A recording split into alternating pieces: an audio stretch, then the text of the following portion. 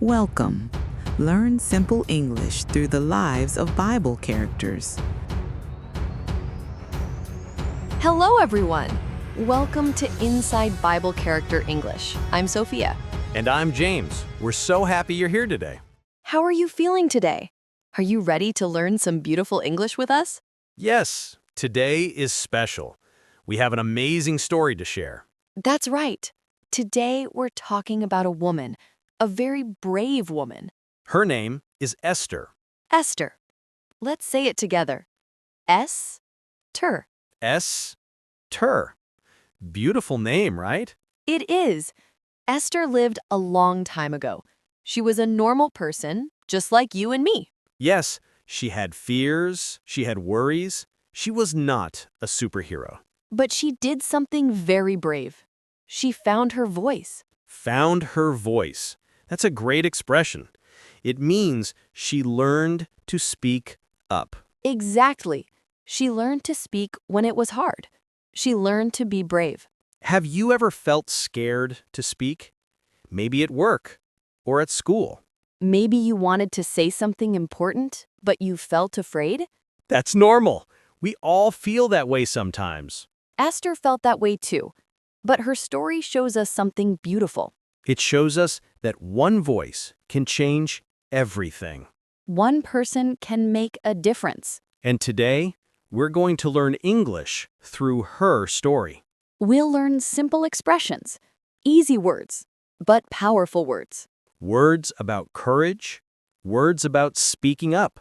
and words you can use every day in your life. You know what I love about Esther's story? What do you love, James? It's real. It's human. She wasn't perfect. She was scared, just like us. That's so true. And that makes her story even more powerful. So, are you ready? Let's begin Esther's story. Let's learn together. Here we go. Our story begins in ancient Persia. That's a very old kingdom. Persia was a big empire, very big. It had a king. His name was King Xerxes. King Xerxes, he was a powerful king. He ruled many people. And in this kingdom, there lived a young Jewish girl. Her name was Esther. She was an orphan. Orphan means she had no parents. They died when she was young. So sad, right? But she had her cousin. His name was Mordecai. Mordecai loved Esther. He took care of her. He raised her like his own daughter. Esther was beautiful. She had a kind heart. But she was also Jewish. And being Jewish was difficult. Some people didn't like Jewish people. So Mordecai told Esther, "Don't tell anyone you are Jewish. Keep it secret." Mordecai listened. She kept her identity hidden. One day, something happened. The king needed a new queen. The old queen was gone. So the king said, "Bring me all the beautiful young women." Many girls came to the palace. Esther was one of them. Esther was nervous, very nervous. She thought, what will happen to me? Can you imagine leaving your home, going to a strange palace? Not knowing if you'll ever come back? But something amazing happened. The king met Esther. And he loved her. He chose her to be his queen. Esther became Queen Esther. Can you imagine? From an orphan to a queen. What a change. But Esther still kept her secret. No one knew she was Jewish. Life in the palace was comfortable. Beautiful clothes, good food, safety. But inside, Esther carried her secret. She carried her identity. Now, there was a man in the palace. His name was Haman.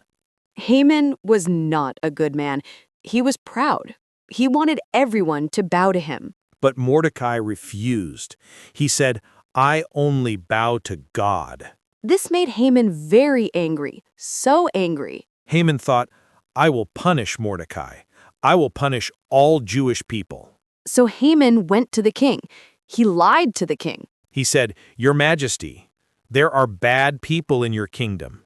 They don't follow your laws. You should destroy them." The king trusted Haman. He didn't know Haman was talking about Jewish people. So the king signed a decree. A decree is like a law, a command. This decree said, on this day, all Jewish people will die. Oh no! This was terrible news. When Mordecai heard this, he was so sad. He cried. He tore his clothes. He went to Esther. He sent her a message. The message said, Esther, you must go to the king. You must speak up. You must save our people. But Esther was afraid. She said, I can't just go to the king. Why not, you might ask? Well, there was a rule. If anyone went to the king without permission, they could die. Even the queen. Even Esther. Unless the king held out his golden scepter. Then you were safe. A scepter is like a special stick, a symbol of power. So Esther was scared. She thought, if I go to the king, I might die. But Mordecai sent her another message, a very important message. He said, Esther, maybe you are queen for such a time as this. For such a time as this. What beautiful words. It means, maybe this is your purpose. Maybe this is why you are here. Esther thought about it. She prayed. She made a decision. He said, okay, I will go to the king. And if I perish, I perish. If I perish, I perish. That means if I die, I die. Such courage, such bravery. Esther asked all the Jewish people to fast for 3 days. Fast means not eating, to pray. For 3 days, Esther prepared her heart. She thought about her people. She remembered who she was. She remembered her purpose. Then, after 3 days, Esther put on her royal robes. She went to the king. She was so scared. Her heart was beating fast, but she walked into the throne room. The king saw her, and he held out his golden scepter. Esther was safe. The king smiled. He said, "What do you want, Queen Esther?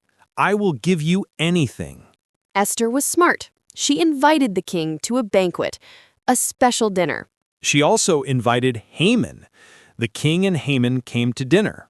At the dinner, the king asked again, "What do you want, my queen? I will give you anything." Then Esther found her voice. She spoke clearly. She said, "Your Majesty, there is a man who wants to kill me and my people." The king was shocked. He said, Who? Who would do this?" Esther pointed to Haman. She said, "This man, Haman, he wants to kill all Jewish people. And I am Jewish." Can you imagine that moment? Esther revealed her true identity. She took off the mask. She spoke the truth, even though it was scary. The king was so angry. He realized Haman had lied to him. The king punished Haman, and he saved the Jewish people. Esther's courage saved her people. One voice changed everything. What an amazing story. Wow, what a powerful story. Now, let's learn some expressions from Esther's story. Yes, these are expressions you can use in your life. Let's start with the first one. Expression number 1, it's time to. It's time to. This means it's the right moment to do something. Esther's story taught us this. Mordecai said, "It's time to speak up." It's time to speak up. Perfect. Let me give you more examples. It's time to go home. It's time to start working. It's time to be brave. You can use this when you need to do something important. Try it. It's time to. Expression number 2, for such a time as this. This is from Mordecai's message to Esther. For such a time as this. It means this moment is special. This moment is your purpose. Maybe you got a new job for such a time as this. Maybe you met a friend for such a time as this. It's about believing you are in the right place at the right time. Beautiful expression, isn't it? Expression number 3, if I perish, I perish. Esther said this. It shows extreme courage. Perish means die, but we don't usually use this in daily life. Right. Instead, we can say, I'll take the risk. Or, I'll do it anyway.